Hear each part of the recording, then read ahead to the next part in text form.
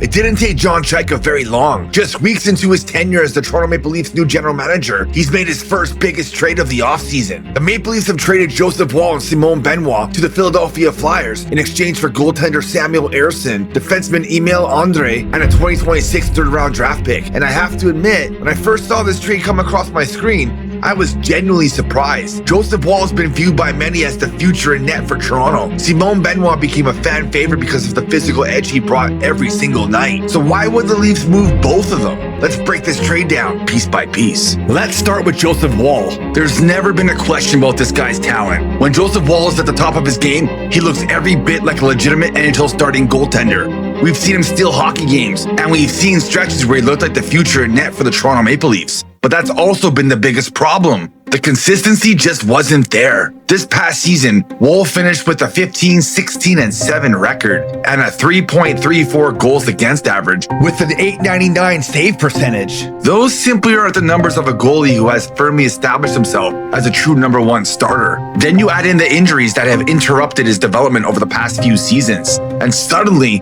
this decision starts to make a lot more sense. This was a trade because after several seasons of waiting for him to become the unquestioned number one goaltender, that consistency never fully arrived, and John Chaika clearly decided it was time to move in a different direction. Simon Benoit is the other player heading to Philadelphia, and unlike Joseph Woll, this trade isn't really about losing the defenseman. It's about what the Maple Leafs were willing to give up to improve another position. Benoit brought exactly what you expect every night: physicality, shot blocking, and a willingness to stand up for his teammates. Last season, Benoit appeared in 73 games and recorded just 6 assists, with an unacceptable -22. For Philadelphia, that's exactly the type of player they're looking for: a veteran defenseman that brings toughness, experience, and stability to a young blue line that's still developing. Now let's look at what the Maple Leafs are getting back in return. Toronto acquired goaltender Samuel Ersson, 24-year-old defenseman Emil Andrae, and Philadelphia's third-round pick in the 2026 NHL draft. I think the most intriguing piece of this trade isn't the goaltender, it's Emil Andrae. But let's start with Samuel Ersson.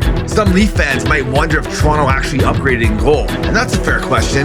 Last season, Ersson posted a 14-11-5 record with a 3.12 goals against average and a .870 save percentage. Now, while Ersson's save percentage was lower than Joseph Woll's, what's interesting to me is what John Chaika said after the trade. He talked about maintaining the organization's goaltending depth. To me, that says this move isn't just about Samuel Ersson. I wouldn't be surprised at all if Ersson begins the season with the Toronto Marlies, while Dennis Hildeby gets the first opportunity to challenge Anthony Stolarz for the crease in Toronto. Now let's get to the player I think could end up being the biggest piece of this trade: Emil Andrae. At just 24 years old, Andrae recorded 13 points in 61 NHL games last season and is a mobile, puck-moving defenseman with offensive upside who's still developing. For a Maple Leafs team looking to get younger and improve its transition game from the back end, this is exactly the type of player worth taking a chance on. The Flyers' third-round pick helps to build our assets again. I really love this trade. Swapping one goalie for another allows Toronto to maintain its goaltending depth or even use as trade assets down the road. And adding a third-round pick only gives John Chaika more flexibility moving forward.